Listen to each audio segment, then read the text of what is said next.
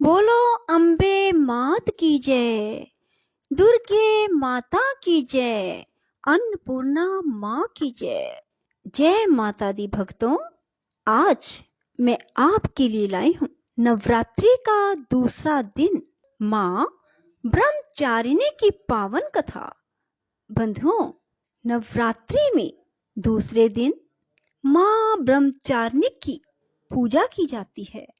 बंधुओं, ब्रह्मचारिणी का अर्थ है तपस्या, माँ की जाने वाली तपस्या। बंधुओं, नवरात्रि के दिनों में माँ की इन कथाओं को बड़े ही प्रेम से सुने। बंधुओं, यदि आप चाहते हैं कि माँ का आशीर्वाद आपको मिले, तो आप सभी नवरात्रि में माँ की कथाओं को रोजाना सुने और बहुत प्रेम के साथ साथ सच्चे भावों के साथ सुने। बंधुओं, देखना, माँ का आशीर्वाद आपको भरपूर मिलेगा। बंधुओं, आपके सभी कष्टों का अंत होगा। माँ अपने बच्चों के दुखड़ों को दूर करेगी। बंधुओं, यदि आपने हमारे चैनल को अब तक सब्सक्राइब नहीं किया तो जरूर करें और बेल आइकन दबाना ना भूलें, ताकि आपको हमारी आने वाली सभी वीडियोस की जानकारी सबसे पहले हो सके। बंधुओं, वीडियो को पूरी सुने। सुनने के बाद कमेंट बॉक्स में जय मां ब्रह्मचारिणी की, जय माता की जरूर लिखें। मां दुर्गा की नव शक्ति का दूसरा स्वरूप ब्रह्मचारिणी है। यहाँ ब्रह्म का अर्थ तपस्या से है। माँ दुर्गा का यह स्वरूप भक्तों और सिद्धों को अनंत फल देने वाला है। इनकी उपासना से तप, त्याग, वैराग्य, सदाचार और संयम की वृद्धि होती है। ब्रह्मचारिणी का अर्थ तप की चारिणी, यानी तप का आचरण करने वाली देवी का यह रूप पूर्ण ज्योतिर्मय और अत्यंत भव्य है। इस देवी के दाएं हाथ में जप की माला है और बाएं हाथ में कमंडल धारण किए है। पूर्व जन्म में इस देवी ने हिमालय के घर पुत्री रूप में जन्म लिया और नारद जी के उपदेश से भगवान शंकर को पति रूप में प्राप्त करने के लिए घोर तपस्या की। इस कठिन तपस्या के कारण इन्हें तपश्चारिणी अर्थात ब्रह्मचारिणी नाम से अभिहित किया गया। 1000 वर्ष तक इन्होंने केवल फल फूल खाकर बिताए और 100 वर्षों तक केवल जमीन पर रहकर शाख पर निर्वाह किया। कुछ दिनों तक कठिन उपवास रखे और खुले आकाश के नीचे वर्षा और धूप के घोर कष्ट सहे। 3000 वर्षों तक टूटे हुए बिल्व पत्र खाए और भगवान शंकर की आराधना करती रही। इसके बाद तो इन्होंने सूखे बिल्व पत्र खाना ही छोड़ दिए। कई हजार वर्षों तक निर्जल और निराहार रहकर तपस्या करती रही। पत्तों को खाना छोड़ देने के कारण ही इनका नाम अपर्णा पड़ गया। कठिन तपस्या के कारण देवी का शरीर एकदम क्षीण हो गया। देवता, ऋषि, सिद्धगण, मुनि सभी ने ब्रह्मचारिणी की तपस्या को अभूतपूर्व पुण्य कृत्य बताया, सराहना की और कहा, देवी, आज तक किसी ने इस तरह की कठोर तपस्या नहीं की। यह तुम्ही से ही संभव थी। तुम्हारी मनोकामना पूरी होगी और भगवान चंद्रमौली शिव जी तुम्हें पति रूप में प्राप्त होंगे। अब तपस्या छोड़कर घर लौट जाओ। जल्द ही तुम्हारे पिता तुम्हें बुलाने आ रहे हैं। माँ ब्रह्मचारिणी देवी की कृपा से मनुष्य को सर्व सिद्धि की प्राप्ति होती है। ऋषि बोले, प्राचीन काल में देवी देवता तथा दैत्यों में पूरे 100 वर्ष युद्ध होता रहा। उस समय दैत्यों का स्वामी महिषासुर था एवं देवताओं का इंद्र। उस संग्राम में देवताओं की सेना महाबली दैत्यों से हार गई। तब सभी देवताओं को जीतकर महिषासुर इंद्र बन बैठा। तब हार कर सभी देवता ब्रह्मा जी को अग्रणी बनाकर वहां गए जहां विष्णु और शंकर जी विराज रहे थे। वहां पर देवताओं ने महिषासुर के सभी उपद्रव एवं अपने पराभव आदि का पूरा पूरा वृतांत कह सुनाया। उन्होंने कहा कि महिषासुर ने तो सूर्य, अग्नि, पवन, चंद्रमा, यम, वरुण इत्यादि अन्य सभी देवताओं के अधिकार छीन लिए हैं। स्वयं ही सबका अधिष्ठाता बन बैठा है। उसने सभी देवताओं को स्वर्ग से निकाल दिया। महिषासुर महादुरात्मा है। देवता पृथ्वी पर मृत्यु की भांति विचर रहे हैं। उसके वध का कोई उपाय कीजिए। इस प्रकार मधुसूदन और महादेव जी ने देवताओं के वचन सुने तो क्रोध से उनकी भौहें तन गई। तब भगवान विष्णु के मुख से एक महान तेज प्रकट हुआ। इसी प्रकार ब्रह्मा तथा शंकर के मुख से तेज प्रकट हुआ। दूसरे इंद्र आदि देवताओं के शरीर से भी महान तेज प्रकट हो आया। सभी तेज मिलकर एक हो गए। वह तेज पुंज इतना उग्र था जैसे कि जलता हुआ पहाड़ हो। देवताओं ने देखा उसकी ज्वालाएं सभी दिशाओं में फैल रही हैं। जब वह एक हुआ तो नारी के रूप में आ गया। महादेव जी के तेज से उसका मुख प्रकट हुआ। यम के तेज से उसके केश हुए। विष्णु के तेज से उस देवी की भुजाएं प्रकट हुई।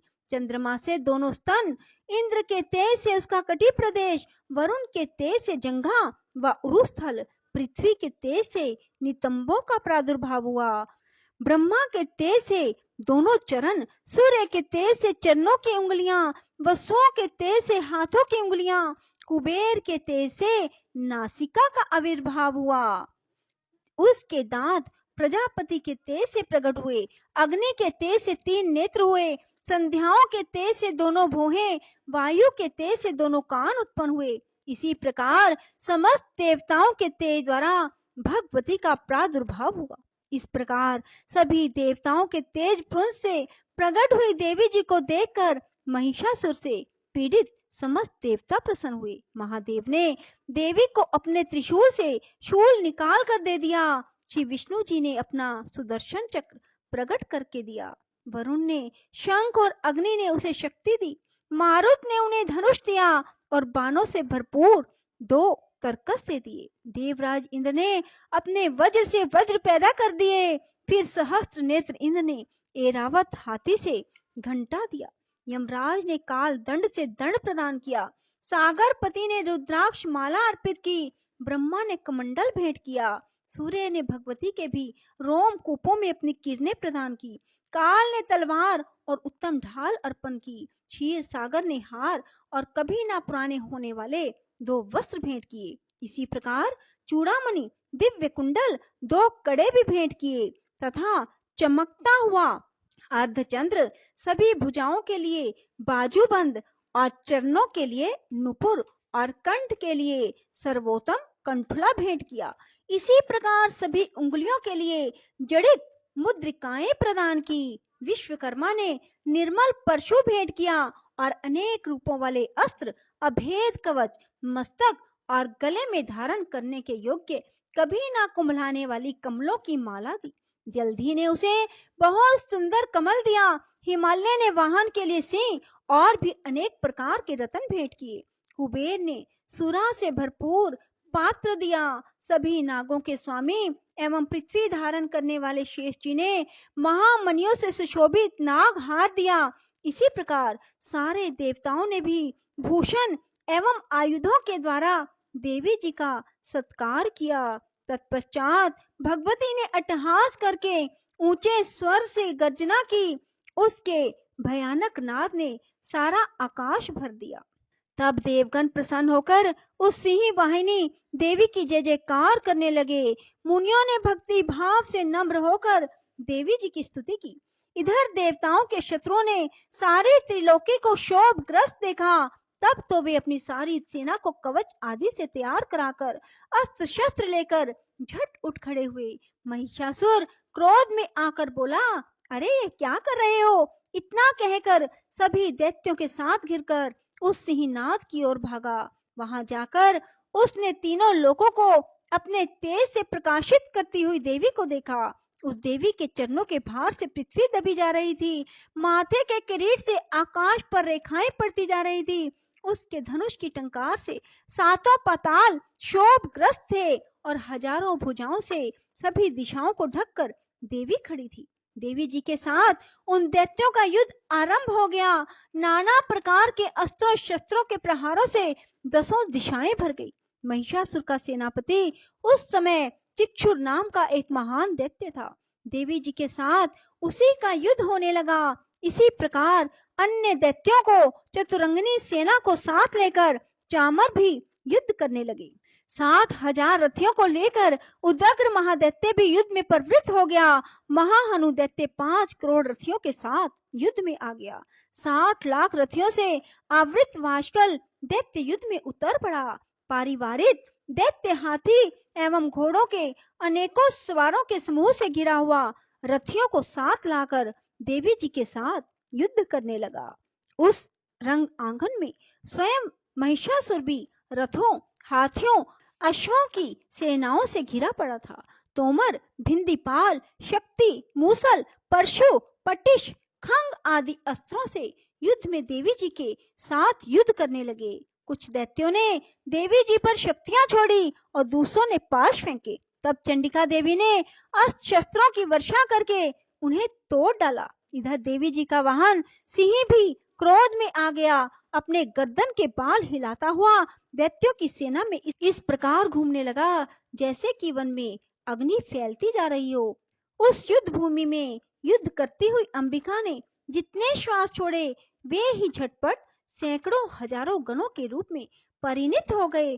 प्रकट होकर उन गणों ने खंग, भिंदीपाल, परशु, पटिश आदि शस्त्रों से युद्ध आरंभ कर दिया। देवी जी की शक्ति से वृद्धि पाकर वे गण दैत्यों का नाश करने लगे। साथ में दूसरे गण नगाड़े, शंख आदि बजाने लगे। महती प्रसन्नता देने वाले उस युद्ध रूप उत्साह में कुछ एक ने मृदंग बजाए। तब देवी जी ने त्रिशूल, गदा, शक्तियों की वर्षा से तलवार आदि शस्त्रों से सैकड़ों महान असुर मार डाले और दूसरे कितने ही दैत्यों को घंटा के भयप्रद नाद से मूर्छित करके मार कर गिराया। मेरे दैत्यों को पांच से बांधकर पृथ्वी पर घसीट डाला। कितने तो गदा की चोट से घायल होकर पृथ्वी पर सो गए। मूसलों के प्रहार से कई एक रुधिर वमन करने लगे। कई एक शूल द्वारा वक्ष तल फट जाने से पृथ्वी पर सो गए। कितने ही दैत्य बाणों की वर्षा द्वारा युद्ध करते हुए प्राण छोड़ने लगे और कितने ही दैत्यों की भुजाएं कट गई। कितनों की गिरवाएं छिन्न भिन्न हो गई। कई दैत्यों के सिर कट गए, कुछ मध्य से विदीर्ण हो गए। कुछ दैत्यों की जंघाएं कट गई और पृथ्वी पर गिर गए। कुछ एक दैत्यों को तो एक भुजा, एक आंख और एक पांव वाला करके दो टुकड़े कर डाले। मार मार कर गिराए हुए रथी, हाथी, घोड़े और असुरों की लाशों के द्वारा जहां महायुद्ध हो रहा था वहां की पृथ्वी इस प्रकार भर गई कि वहां पर आना जाना कठिन हो गया। वहां सेना एवं असुरों के रुधिर बहने से रुधिर की बड़ी बड़ी नदियां बहने लगी। जगदम्बा जी ने एक क्षण में ही दैत्यों की महती सेना का इस प्रकार नाश कर दिया जैसे कि लकड़ियों के बड़े ढेर को अग्नि जला देती है। देवी का वाहन सिंह अपने बालों को छटकाता हुआ बड़ी गर्जना करता हुआ दैत्यों के शरीर से मानो प्राण ही चुन रहा हो इस प्रकार घूमने लगा। देवी जी के उन गणों ने महाअसुरों के साथ बड़ा युद्ध किया जिससे देवता प्रसन्न होकर आकाश से फूलों की वर्षा करने लगे। बोलो माँ जगदम्बा की जय, बोलो दुर्गे मात की जय, बोलो पहाड़ा वाली की जय, सभी के दुखड़ों को दूर करने वाली माता की जय, सबकी चिंताएं दूर करने वाली माँ तेरी सदा ही जय। जय कारा शेरम वलीदा, बोल सांचे दरबार की जय। राधे राधे, जय श्री कृष्णा। बंधुओं, यदि आपको हमारी वीडियो पसंद आए तो इसे लाइक करें और शेयर भी जरूर करें। धन्यवाद।